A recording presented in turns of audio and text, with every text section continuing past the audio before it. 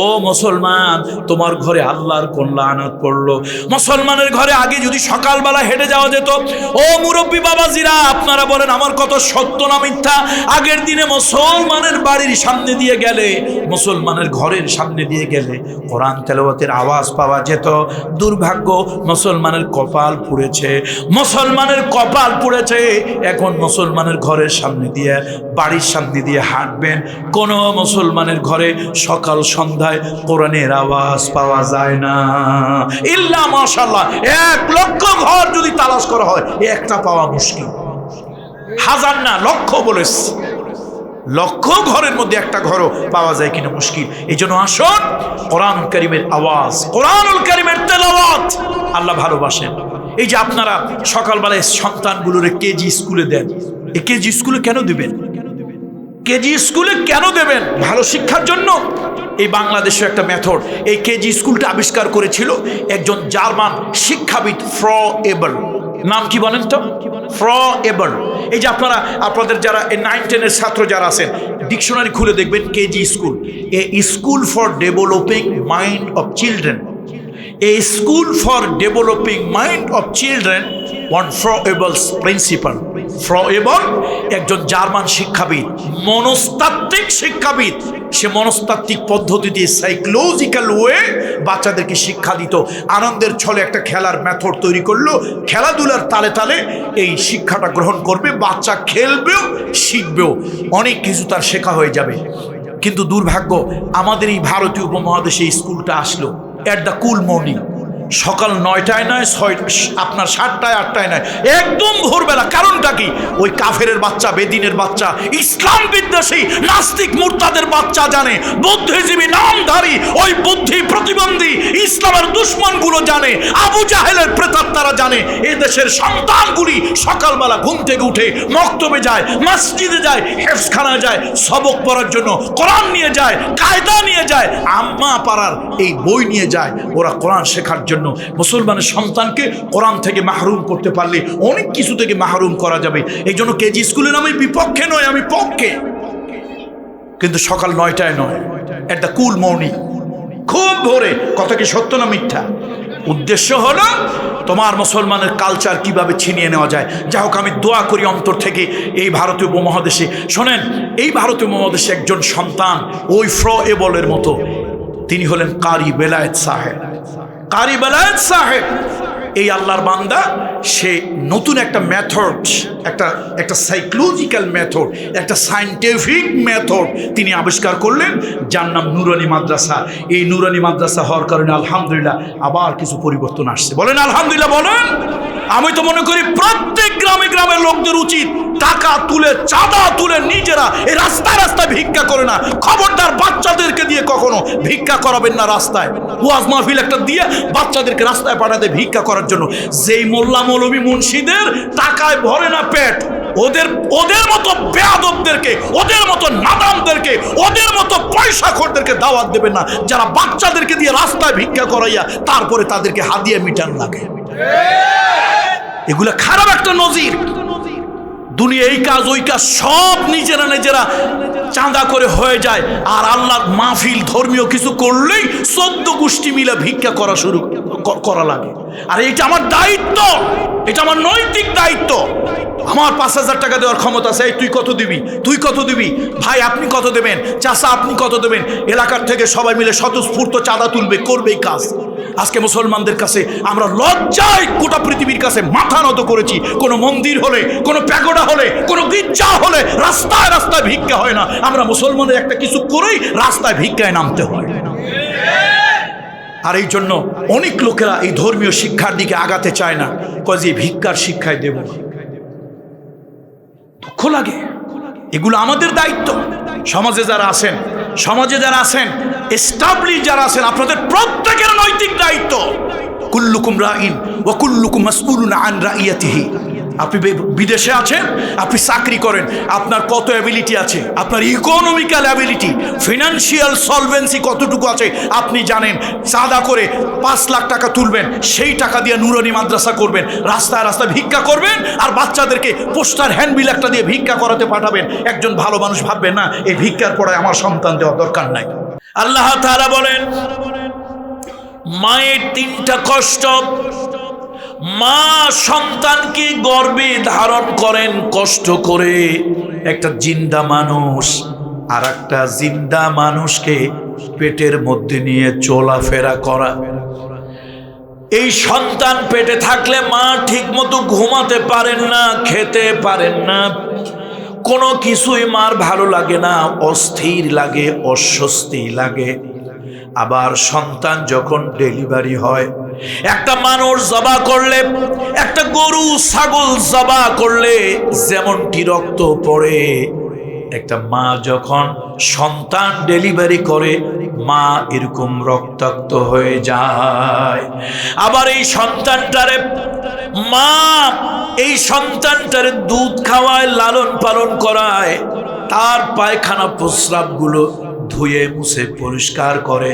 এই যে তিনটা কষ্ট মা করলো, এই জন্য রাসূলুল্লাহর কাছে, রহমতের নবী মুহাম্মদুর রাসূলুল্লাহর কাছে গিয়ে একজন বলল, ইয়া রাসূলুল্লাহ, আমি উত্তম ব্যবহার, উত্তম আচরণ কার সঙ্গে করব?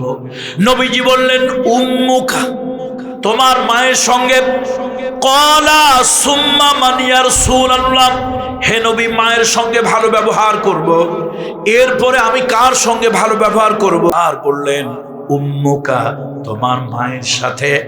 লোকটা আবার প্রশ্ন করলো, সুম্মা মান ইয়া রাসূলুল্লাহ, হে আল্লাহ নবী, তাহলে তারপরে ভালো ব্যবহার কার সঙ্গে করব? নবীজি বললেন উম্মুক, তোমার মা।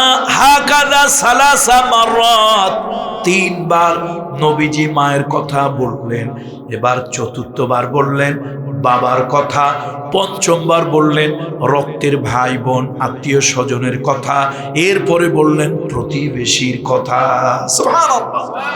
মা গর্ভে ধারণ করে, মা ডেলিভারি করেন, মা কষ্ট করে লালন পালন করেন। ও যুবকেরা, খবরদার, পার্থ সহকারে সে মাকে ব্যথা দিও না, আঘাত দিও না, মায়ের সাথে নাফরমানি করিও না। তো বেহিয়া 4 ছেলে এরকম একটা কোরআনের মাদ্রাসায় দিয়ে সহি শুদ্ধ করে কোরআন শিক্ষা দিয়েছে। তো মা ডেকে বলতেছে, বাবারে, আমি তো তোমাদেরকে পেটে ধরেছি, লালন পালন করেছি, দুধ খাওয়াইছি, তো আমার একটা ওসিয়াত তোমাদের কাছে, আমি যদি মরে যাই তোমরা কোরআন তেলাওয়াত করে আল্লাহ তাআলার কাছে আমার জন্য দোয়া করবে। আমি শুনেছি কোরআন তেলাওয়াত সর্বোত্তম ইবাদত, আফজালুল ইবাদত তেলাওয়াত কোরআন। কোরআনুল কারীম তেলাওয়াত অনেক বড় ইবাদত। এই যে আজকে আমি যে আয়াতে কারিমা পড়লাম সূরা আনফালের, ইন্নামাল মুমিনুনা আল্লাযীনা ইযা যুকিরাল্লাহ, যখন মুমিনরা আল্লাহর জিকির করে, ওয়াজিলাত কুলুবুহুম, তাদের অন্তরটা প্রকম্পিত হয়, ওয়া ইযা তুলিয়াত আলাইহিম আয়াতুহু যাদাতুহুম ঈমানা ওয়া আলা রাব্বিহিম ইয়াতাওয়াক্কালুন। মুমিনের সামনে কোরআন তেলাওয়াত হলে, মুমিনের অনুষ্ঠানে কোরআন তেলাওয়াত হলে, কোরআনের তাফসীর হলে, কোরআনের দর্স হলে, ঈমানদারের ঈমান বেড়ে যায়, আল্লাহর উপরে তাওয়াক্কুল বেড়ে যায়। আর এই কোরআনের আওয়াজ হয়, তাফসীর হয়, কোরআনের চর্চা হয়, বাতিল মুনাফিক তাগুতের কলিজার মধ্যে ব্যথা শুরু হয়ে যায়। যেমনটি আবু জাহাল, আবু লাহাব, উতবা, সাইবা, ওয়ালিদ ইবনে মুগিরা, এরকম কোরআন হইলেই তাদের ব্যথা লাগতো। শেষে 144 দ্বারা জারি করছে ওই দারুন নদওয়া। দারুন নদওয়াটা ছিল খানায় কাবার পশ্চিম উত্তর কোণে। এই জায়গাটার নাম হলো গাজ্জা, এখন অবশ্য নাই, ভেঙে ফেলা হয়েছে। কাবা ঘরকে, হারাম শরীফকে এক্সটেনশন, রেনোভেশন করার জন্য এই জায়গাগুলো ভেঙে ফেলা হয়েছে। দারুন নদওয়ায় আইন হয়েছিল কোরআন তেলাওয়াত করা যাবে না। আজকে আমার দেশেও, মুসলমানের দেশেও, থানা থেকে, বিভিন্ন অফিস থেকে, বিভিন্ন পার্লামেন্টের বিভিন্ন ব্যক্তির পক্ষ থেকে যত জায়গা বাধা, মদের লাইসেন্স নিয়ে মদের দোকান করবেন, কোনো অসুবিধা নাই। পুলিশ ধরলে, কোনো গোয়েন্দা সংস্থা আসলেই আমার লাইসেন্স আছে, তুমি বৈধ। দেহ ব্যবসা করবেন, লাইসেন্স নিয়ে করবেন। পুলিশ ধরলে, কোনো সমস্যা হলে লাইসেন্স দেখান, এখানে গভর্নমেন্টের লাইসেন্স আছে। অস্ত্র বড় মারাত্মক, অস্ত্রের দোকান করবেন, আপনি যখনই সে দোকানের উপরে কোনো আঘাত আসবে লাইসেন্স দেখাবেন, আমি গভর্নমেন্টকে ট্যাক্স দেই, বৈধ লাইসেন্স আছে, লাইসেন্স দেখালে সব মাপ। তাহলে ওয়াজ মাহফিল হলো একটা সমস্যা, পারমিশন আনার পরেও কিছু বাতিলের কাছে ওয়াজ মাহফিল ভালো লাগে না, প্যান্ডেল হয়েছে, ওয়াজ মাহফিল চলতেছে, সেই অবস্থায় তারা মাহফিলগুলো বন্ধ করে দেয়। কথা ঠিক কিনা জোরে বলেন? তাহলে আবু জাহেল দুনিয়া থেকে বিদায় হয়েছে, আবু লাহাব বিদায় হয়েছে, দারুন নাদুয়া ভেঙে গেছে, কিন্তু ওদের প্রাতাত্মা, ওদের বংশধর, ওদের চেতনার সন্তানগুলি এখনো দুনিয়ায় বেঁচে আছে।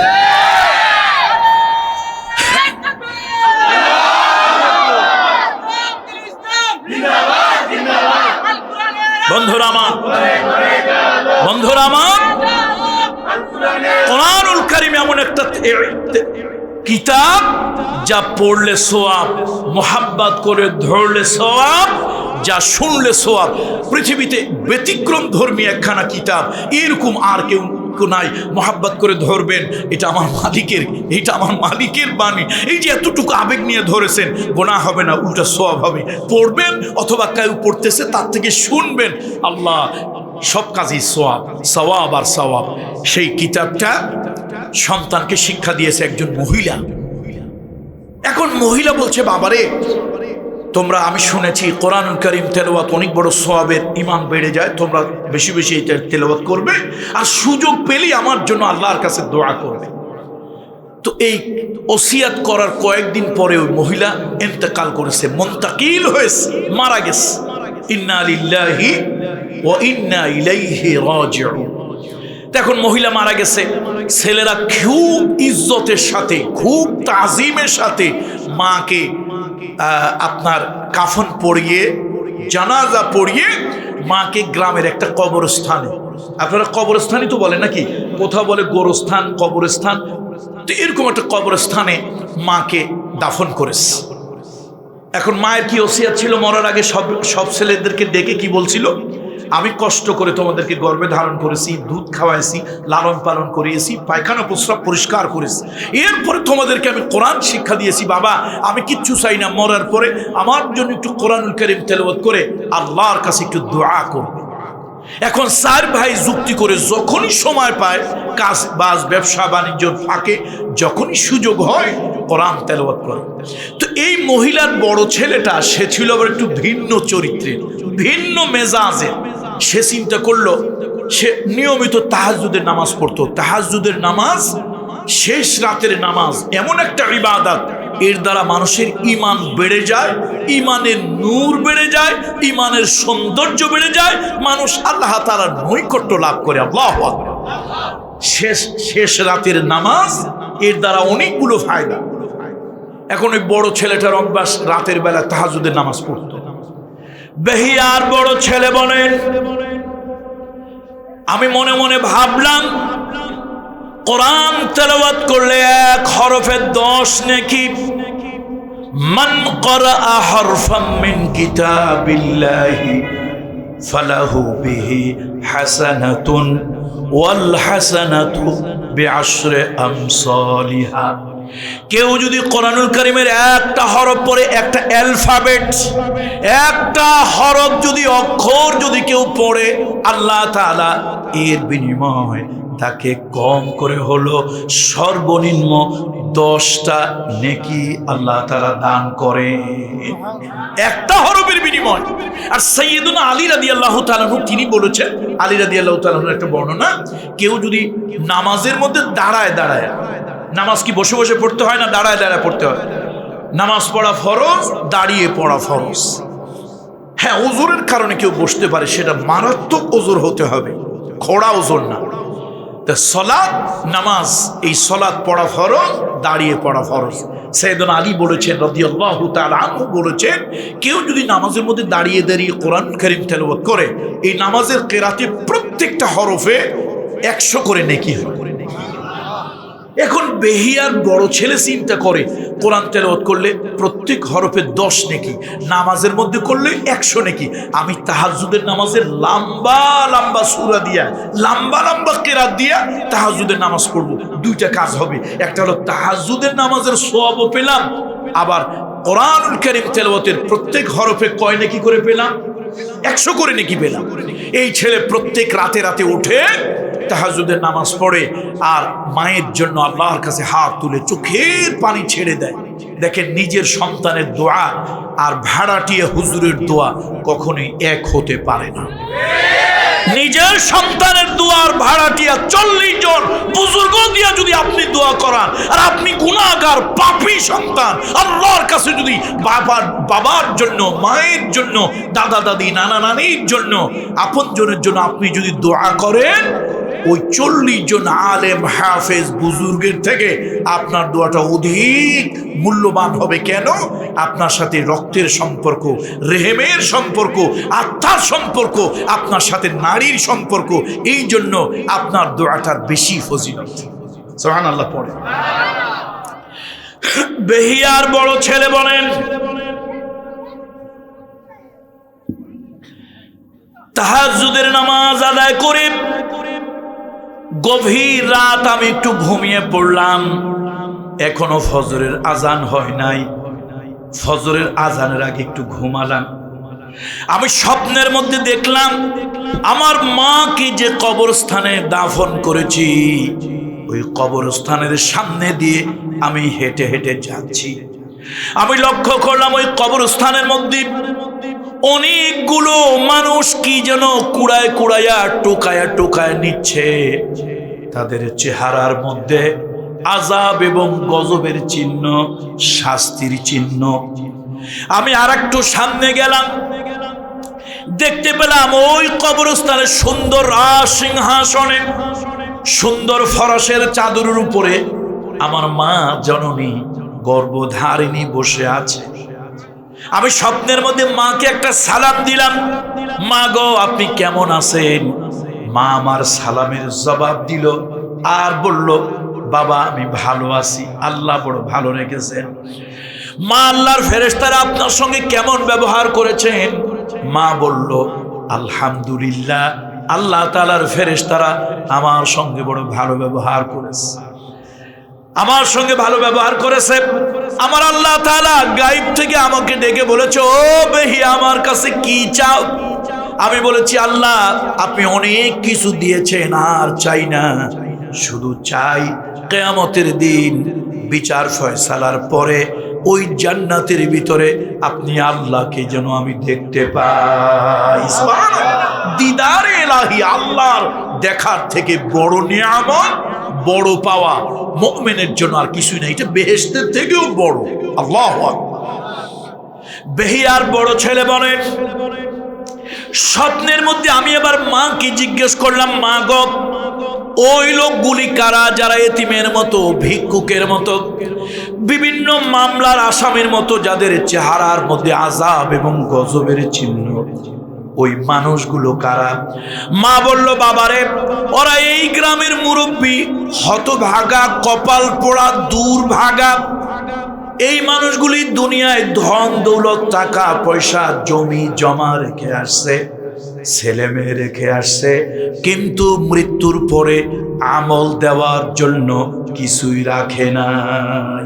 রাসূলুল্লাহর একটা সহিহ হাদিস, ইদা মাতাল ইনসান, ইদা মাতাল ইনসান ইনকাতা আনহু আমালুহু ইল্লা মিন সালাসা।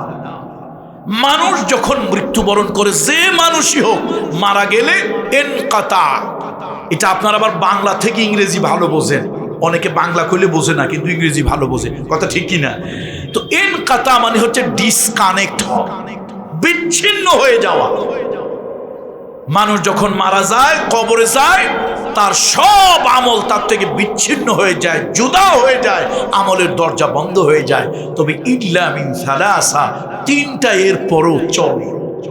একটা হলো ওয়ালাদুন সালিহুন ইয়াদউ লাহু, নেক সন্তান, নেক সন্তান, যেই সন্তান মায়ের জন্য, বাবার জন্য, ভাইয়ের জন্য, দাদা দাদির জন্য, ফুফুর জন্য, খালার জন্য, মামার জন্য দোয়া করে, এটা কাজে লাগে। এরপরে ইলমুন নাফিউন, উপকারী। যেমন ধরুন একজন লোক একটা ভাইরাস থেকে বাঁচার জন্য একটা ভ্যাকসিন, একটা প্রতিষেধক টিকা আবিষ্কার করেছে। তার উদ্দেশ্য ছিল জনগণ, মানুষ শান্তি পাক, আরাম পাক, আল্লাহর বান্দাদের সেবা হোক। অথবা এমন একটা গবেষণা, এমন একটা বিষয় তিনি কিছু জ্ঞান রেখে গিয়েছেন যার দ্বারা মানুষ উপকৃত হয়। রাসূলুল্লাহ বলেছেন, এই আমলটাও চলতে থাকে। আরেকটা হলো সাদকায়ে জারিয়া, জনকল্যাণমূলক মানব কল্যাণমূলক কোনো কাজ যেটা জনগণ ব্যবহার করে, এইটার সবও চলতে থাকে। সুবহানাল্লাহ পড়ে। বেহিয়ার বড় ছেলে বলেন, আমি মাকে জিজ্ঞেস করলাম, মা গো, ওই কবরস্থানের ভিতরে এই মানুষগুলো কারা যাদের চেহারার মধ্যে আযাব গজবের চিহ্ন দেখা যায়, শাস্তির আলামত, এই মানুষগুলো কারা? মা বলল, বাবা ওরা কপাল পোড়া, হতভাগা, দুর্ভাগা, দুনিয়ায় সব কিছু রেখে আসছে, কিন্তু পরকালীন জীবনে কবরে পাঠানোর জন্য, দেওয়ার জন্য কাউকে রেখে আসে নাই। বেহিয়ার বড় ছেলের ঘুম ভেঙে গেল। এতক্ষণে ঘটনা কিসের মধ্যে হচ্ছিল? স্বপ্নের ভিতরে। ঘুম ভেঙে গেল, তিনি ঘুম থেকে জাগলেন। মায়ের জন্য ভালো লাগলো, কিন্তু গ্রামের মুরব্বীদের জন্য খারাপ লাগলো, কষ্ট লাগলো। আহারে, আমার গ্রামের মানুষগুলো কত কষ্টে আছে। বেহিয়ার বড় ছেলে বলেন, আমি ঘুম থেকে উঠলাম, ইহতিমামের সাথে সুন্নত তরিকায় ওযু করলাম, এরপরে আমি আবার নামাজে দাঁড়ালাম, তাহাজ্জুদের নামাজে। যেহেতু এখনো ফজরের আজান হয় নাই, ফজরের ওয়াক্ত সুবহে সাদেক এখনো হয় নাই, আমি কি করলাম? আবার নামাজে দাঁড়ালাম, তাহাজ্জুদের নামাজে লম্বা লম্বা কিরাত দিয়ে আমি তাহাজ্জুদের নামাজ আদায় করলাম। নামাজ শেষ করে আমি আল্লাহর কাছে দুইখানা হাত তুলে, আকাশের দিকে দুইখানা হাত তুলে ফরিয়াদ করলাম। আমি আল্লাহর কাছে কাঁদলাম, আল্লাহ, আমার মাকে আপনি সম্মান দিয়েছেন, ও মালিক, আপনার দরবারে শুকরিয়া। আমার মাকে ইজ্জত দিয়েছেন, আমার মায়ের প্রতি রহম করেছেন, আপনার কাছে শুকরিয়া। আল্লাহ, আমার মাকে যে কবরস্থানে দাফন করেছি, ওই কবরস্থানে যতগুলি মুর্দা আছে তাদের কষ্ট হচ্ছে, আযাব হচ্ছে, গজব হচ্ছে, ওই দৃশ্য আমি স্বপ্নে দেখেছি। আল্লাহ তাআলা, আপনার কাছে ফরিয়াদ করি, আল্লাহ, তাদের কবরের আযাব আপনি বন্ধ করে দেন, তাদের কবরের আযাব আপনি মাফ করে দেন। বেহিয়ার ছেলে বলেন, একদিন, 2 দিন, 3 দিন আমি এরকম করলাম। একদিন আবার ওইরকম রাতের বেলা আমি স্বপ্ন দেখলাম, কিছু লোক আমাকে ঘিরে ধরেছে। আমি একটু ভয় পেয়ে গেলাম। ওই লোকগুলি বলল, ভয় পেও না বাবা, ভয় পেও না, আমরা তোমার কোনো ক্ষতি করতে আসি নাই, আমরা হলাম কবরস্থানের মাইয়েত। দুনিয়ার মানুষের কোনো ক্ষতি করা, কল্যাণ করা, অকল্যাণ করা, এইটার কোনো সুযোগ আমাদের নাই।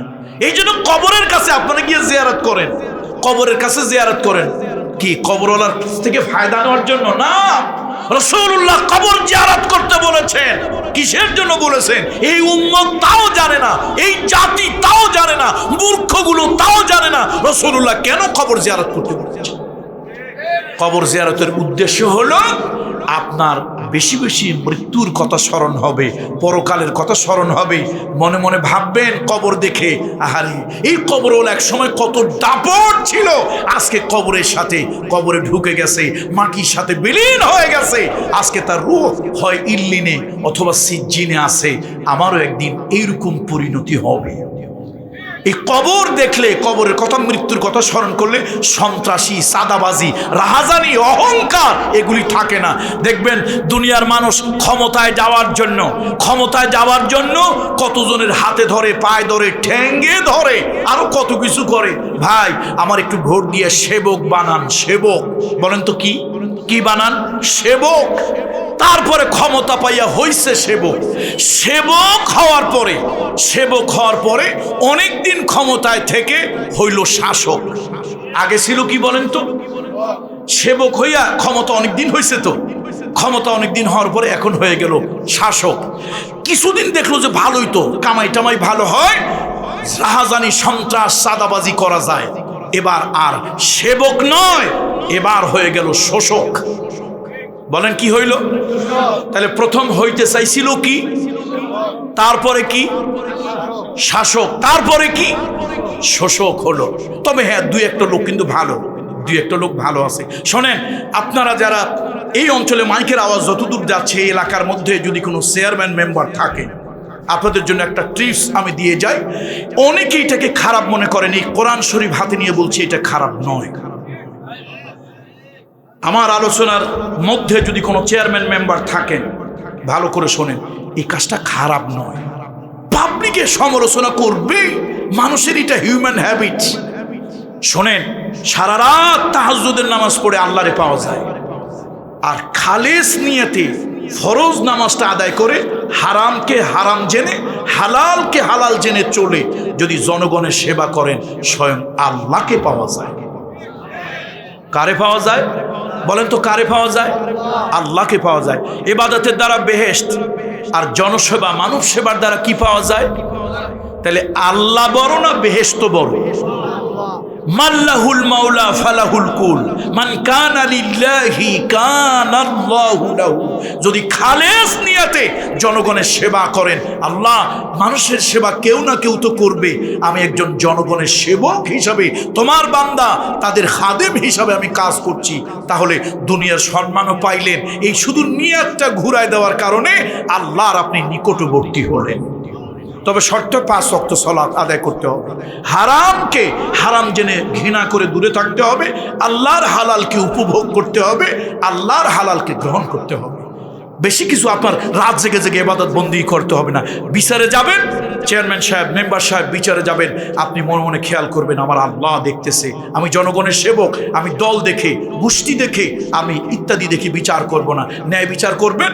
কোরআন হাতে নিয়ে বলছি, আল্লাহ তাআলা ডেকে আপনাকে ধরে আল্লাহর আরশের ছায়াতলে কঠিন কিয়ামতের দিন আল্লাহ তাআলা আপনাকে ছায়া দেবে। এই জন্য সব কিছু খারাপ ভাববেন না, আবার সব কিছু ভালো না। দেখেন না, আমাদের দেশে রাষ্ট্রীয় ইলেকশন যখন হয়, কত মানুষ জনগণের ঠ্যাং ধরিয়া পায়ে ধরে ক্ষমতায় আসে, তারপরে ডিক্টেটর স্বৈরাচারী হয়, হাজারো মানুষের বুকের উপরে বুলেট চাপা দেয়, হাজারো মানুষের বুকের উপরে বুটজতা দিয়ে চাপা দেয়, জনগণের কণ্ঠ স্তব্ধ করে রাখে। এই জালিমগুলি নিজের এখন আর সেবক ভাবে না, শাসক ভাবে না, এখন জালিমেরা নিজেকে শোষক তৈরি করে নেয়। জোরে বলুন ঠিক?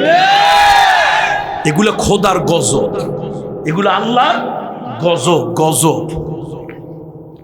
বন্ধুরা আমার, বেহিয়ার ওই মহিলার কথা মনে আসেনি? ছেলেরা আমল করে, মায়ের জন্য দোয়া করে। বড় ছেলেটা একটু ওই কবরবাসীদের জন্য দোয়া করেছে। তিনি স্বপ্নের মধ্যে দেখলেন, স্বপ্নের ভিতরে দেখলেন যে লোকগুলো ঘিরে ধরেছে। ভয় পেলেন, এই বাবা ভয় পেও না, আমরা মাইয়ে তোমার কোনো ক্ষতি করতে পারবো না, উপকারও করতে পারবো না। তোমার কাছে শুধু একটা অনুনয় বিনয় করি বাবারে, যেদিন থেকে স্বপ্ন দেখে আমাদের জন্য তুমি কোরআন তেলাওয়াত করে আল্লাহর কাছে কেঁদে কেঁদে দোয়া করছো, তোমার মায়ের সাথে আল্লাহ তাআলা আমাদের কবরের আযাবও বন্ধ করে রেখেছে। বাবা যতদিন বেঁচে থাকো, যতদিন বেঁচে থাকো, এই ভালো আমলটা বাদ দিও না। এই জন্য বলতেছিলাম, মীর শঙ্কর ইউনিয়ন কোনটা আপনাদের?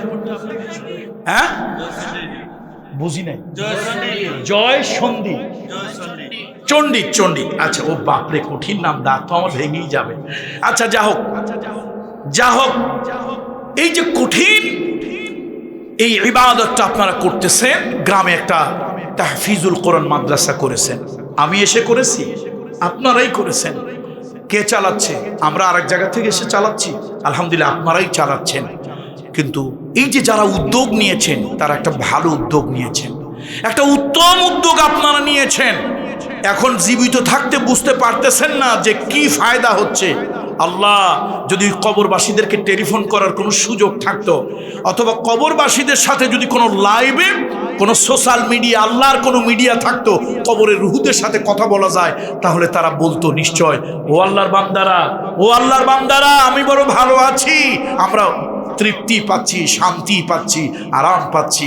সুতরাং এই কোরআনের মাদ্রাসা, এটাকে আপনারা দেখে শুনে রাখবেন, সন্তান দিবেন, খোঁজ খবর নেবেন। শোনেন, প্রতিষ্ঠান 1 জন 2 জন 5 জনে করে, কিন্তু প্রতিষ্ঠানের হক হলো প্রত্যেকে, ইচ অ্যান্ড এভরিবডি, প্রত্যেকে মনে করবেন এই প্রতিষ্ঠান আমার। এই প্রতিষ্ঠান কার? আমার প্রতিষ্ঠান, এটাকে আমার দেখতে হবে। আমার পরিবারে যেরকম কোনো সুবিধা অসুবিধা হলে আমি পেরেশান হই, দুশ্চিন্তাগ্রস্ত হই, ওই সমস্যার সমাধান করার জন্য ঝাঁপিয়ে পড়ি। অনুরূপভাবে এই গ্রামের যতগুলো মানুষ আছেন, কে কোন দলের, কে কোন গোষ্ঠীর, কে কোন আপনার বলের, আমি এটা জানি না, জানা দরকারও নাই। প্রত্যেকেই মনে করবেন এই প্রতিষ্ঠানটা আমার। প্রতিষ্ঠানটা কার? এটা আমার প্রতিষ্ঠান। ইচ্ছে করে যাব, খোঁজ নেব, কোনো সুবিধা আছে, কোনো অসুবিধা আছে, কোনো কিছু প্রয়োজন, আমি অন্তত কেউ পারে কথা দিয়ে সমাধান করতে, কেউ পারে টাকা দিয়ে করতে, কেউ পারে বুদ্ধি দিয়ে করতে। কথা ঠিক কিনা বলে? একজন টাকা দিয়ে পারে না, কিন্তু মাশাআল্লাহ তার ভালো একটা বুদ্ধি আছে। একজন ভালো মুরব্বী মানুষ একটা পরামর্শ দিলে 10 জনে শোনে, সে পরামর্শটা দিয়ে সাহায্য করতে পারে। একজনের টাকা আছে, সে বুদ্ধিও দিতে পারে না, পরামর্শও দিতে পারে না, টাকা দিয়ে পারে। সবগুলিরই প্রয়োজন। আর কোরআন কারিমে আল্লাহ তাআলা কি বললেন দেখেন তো, তাআওয়ানু তাআওয়ানু আলাল বিররি ওয়াত তাকওয়া ওয়ালা তাআওয়ানু আলাল ইসমি ওয়াল উদওয়ান। ভালো কাজে, কল্যাণের কাজে, সওয়াবের কাজে, নেকির কাজে পরস্পরকে সহযোগিতা করো, আর মন্দ কাজে কেউ কাউকে সহযোগিতা করিও না। আমি হৃদয় থেকে আবারও সমাজ কল্যাণ পরিষদ এবং আরও যারা যুবক আছেন এই গ্রামের, যারা এই ভালো উদ্যোগটা নিয়েছিলেন, কেন আমি তো আমার এই কাউসার ভাইদের বাসায় আমি তো আসি অনেক দিন ধরে। আপনাদের এখানে তো এই প্রতিষ্ঠান আগে ছিল না, আপনারা করেছেন, ভালো উদ্যোগ নিয়েছেন। আমি উদ্যোগকে অ্যাপ্রিসিয়েট করি, সম্মান করি এবং আল্লাহ তাআলার কাছে হৃদয় থেকে দোয়া করি আল্লাহ তাআলা এটা আপনাদের নাজাতের জরিয়া ওসিলা বানিয়ে দেখ। বলেন আল্লাহুম্মা আমিন।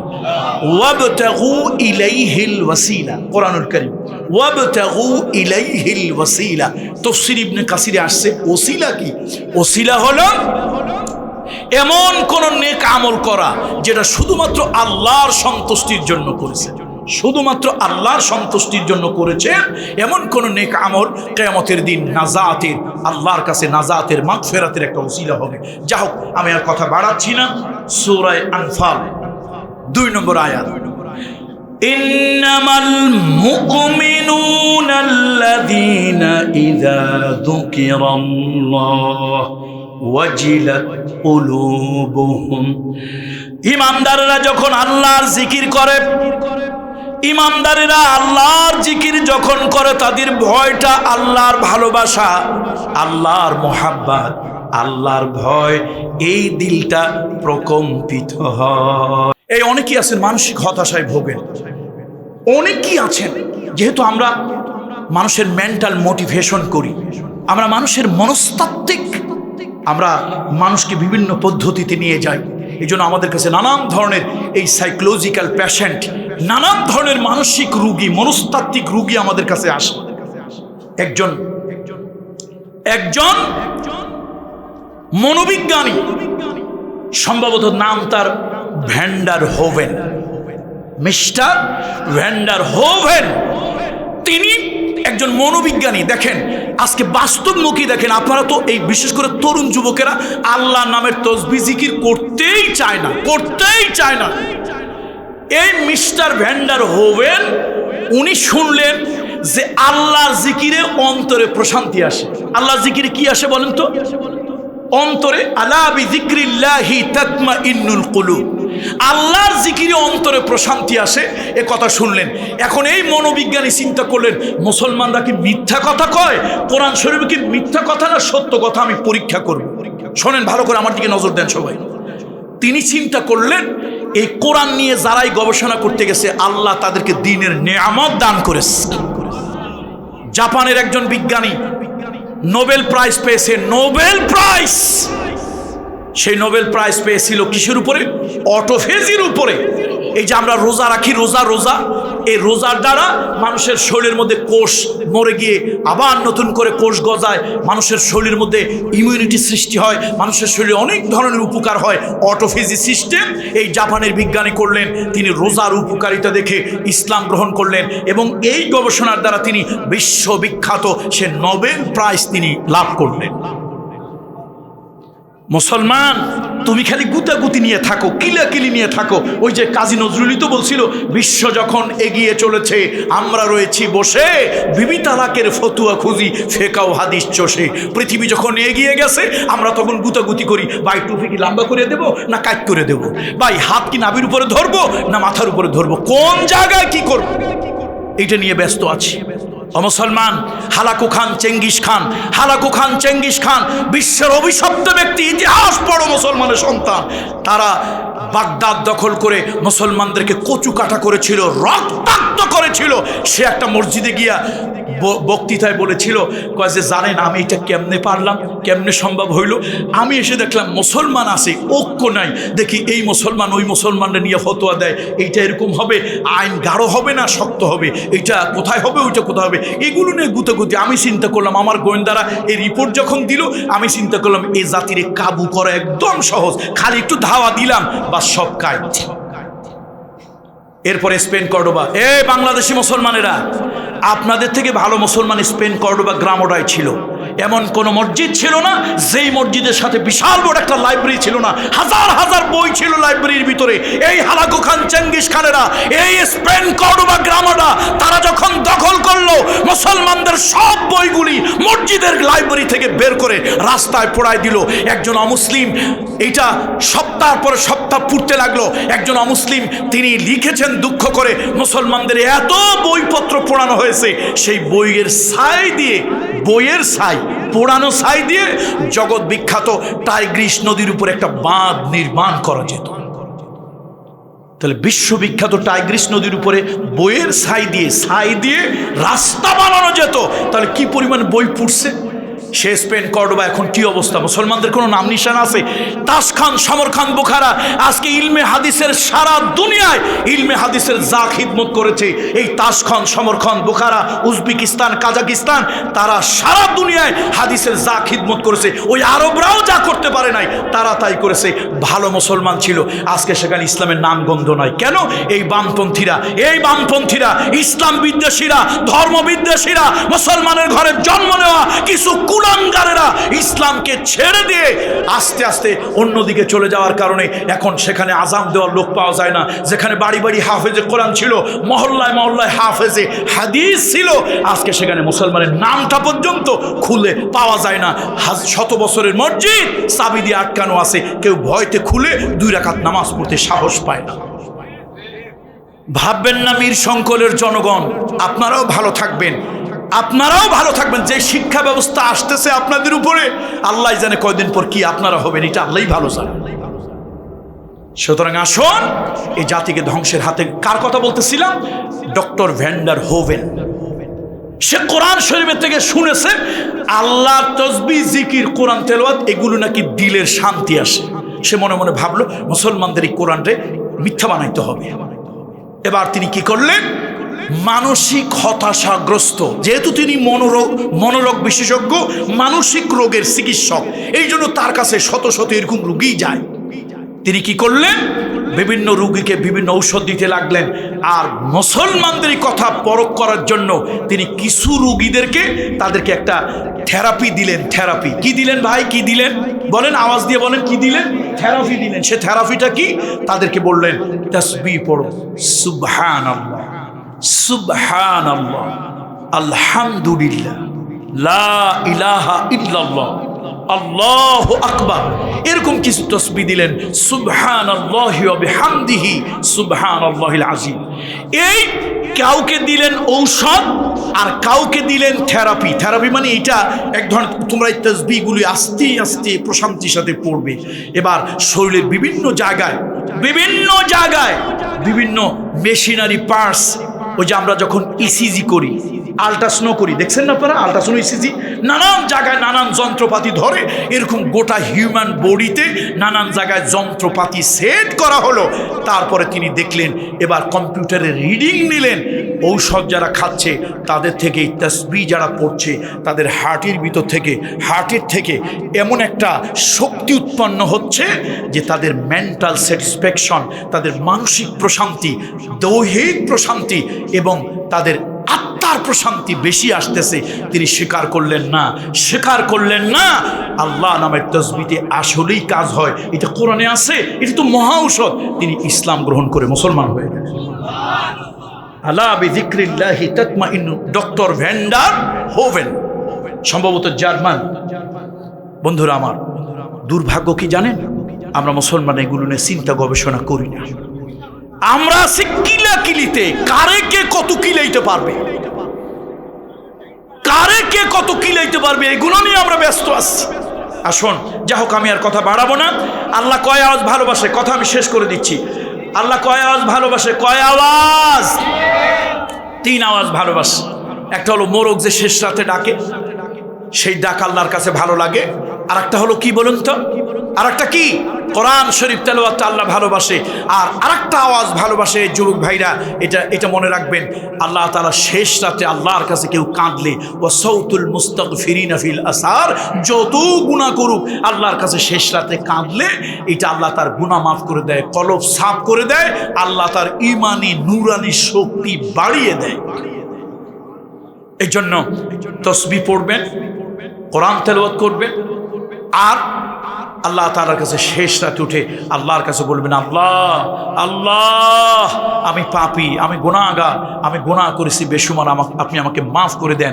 এই শেষ রাত্রে হাদিসের মধ্যে এসেছে আল্লাহ তাআলা শেষ রাত্রে প্রথম আসমানে নেমে আসেন এবং আল্লাহ তাআলা ডেকে ডেকে বলেন, এই কে গুনাহগার আছো, আমার কাছে একটু চাও, আমি তার গুনাহ মাফ করে দেবো। কার রিজিকের সমস্যা আছে আমার কাছে একটু বলো, আমি রিজিকের মধ্যে ওয়াসাআত, আমি আল্লাহ তাআলা বরকত দিয়ে দেব। কার কি অসুবিধা আছে আমাকে বলো, আমি সেগুলোর সমাধান করে দেব।